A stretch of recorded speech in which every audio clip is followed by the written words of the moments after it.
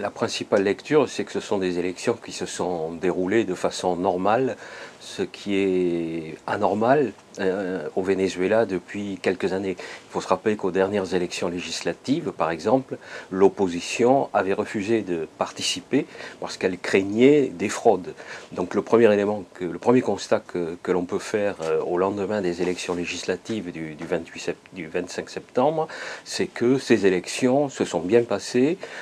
Évidemment, il y avait des critiques ici ou là, mais en gros, le résultat est accepté par l'opposition comme par le parti du président Chavez, du gouvernement. Donc le deuxième élément, c'est que l'opposition, donc cette fois-ci, a participé et qu'elle aura un espace assez important.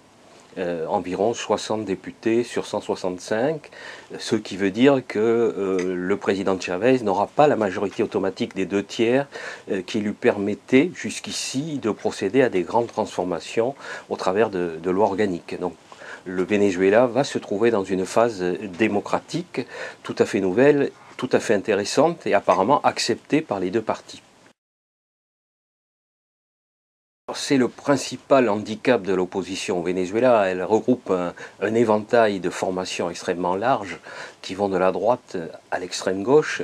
Et son véritable dénominateur commun était jusqu'ici un dénominateur commun essentiellement anti-chaviste, reprochant de façon unanime dans cet éventail assez disparate au président Chavez de ne pas être un démocrate.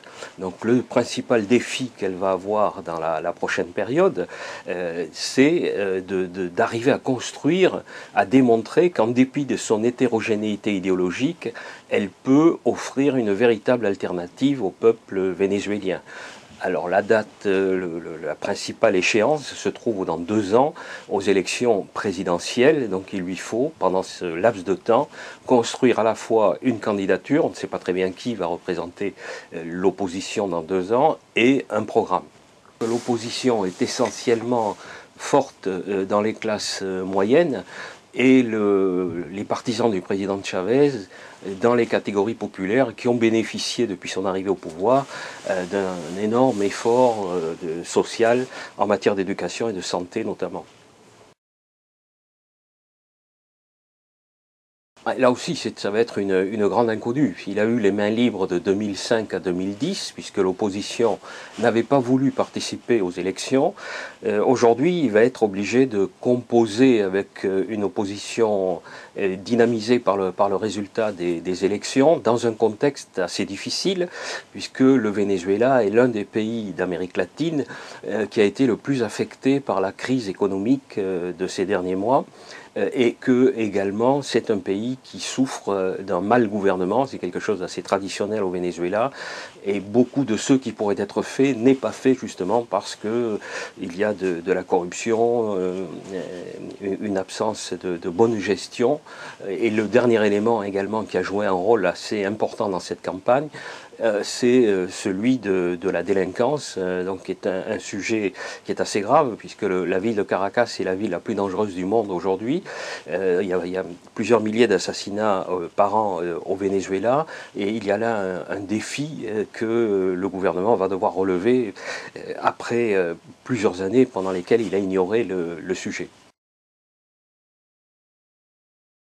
Socialement, si l'on en croit les statistiques publiées par la Commission économique des Nations Unies en Amérique latine, ou le Programme des Nations Unies pour le développement, le Venezuela a pratiquement réalisé les objectifs du millénaire. L'UNESCO a déclaré que le Venezuela était un État où l'analphabétisme avait disparu. Il y a également, du point de vue de la santé, il y a eu de grandes avancées qui ont été opérées. Cela dit, ces progrès ont été financés par l'argent du pétrole, donc c'est un secteur qui est en difficulté aujourd'hui. Il y a eu un sous-investissement dans l'industrie pétrolière vénézuélienne, il y a beaucoup de gaspillage, comme je disais tout à l'heure, et l'un des principaux défis que doit affronter le Venezuela, donc le gouvernement vénézuélien qui est majoritaire après ces élections, c'est d'arriver à mieux gérer ce dont il dispose, compte tenu du fait que la demande pétrolière a baissé, notamment en raison de la crise économique de ces derniers mois.